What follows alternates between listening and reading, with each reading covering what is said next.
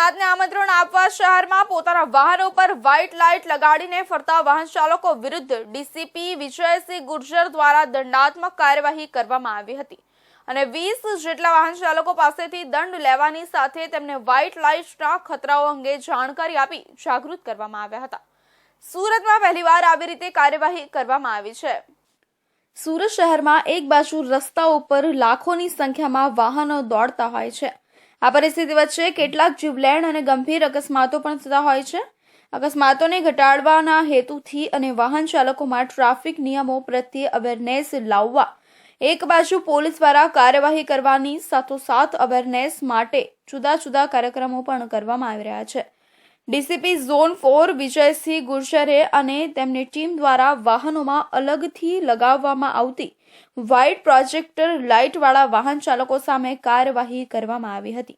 શહેરના Y junction ખાતે police દ્વારા વાહન ચેકિંગ દરમિયાન આ કાર્યવાહી કરવામાં આવી હતી। પોતાના વાહનો ઉપર પ્રોજેક્ટર લાઇટ લગાવીને ફરતા 20 જેટલા વાહન ચાલકો પાસેથી પ્રતિ વાહન પેટે 500 રૂપિયાનો દંડ લેવાની કાર્યવાહી પોલીસ દ્વારા કરવામાં આવી હતી।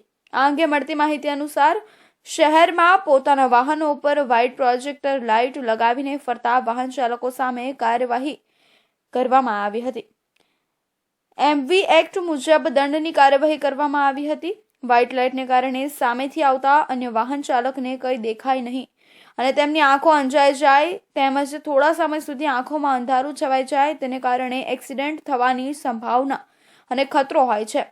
જેથી પહેલીવાર સુરત શહેરમાં આવા લાઇટ લગાડીને ફરતા વાહન ચાલકો સામે કાર્યવાહી કરવામાં આવી છે। એમવી એક્ટ મુજબ આવી લાઇટ પોતાના વાહનો ઉપર લગાવી એ ગેરકાયદેસર ગણાય છે।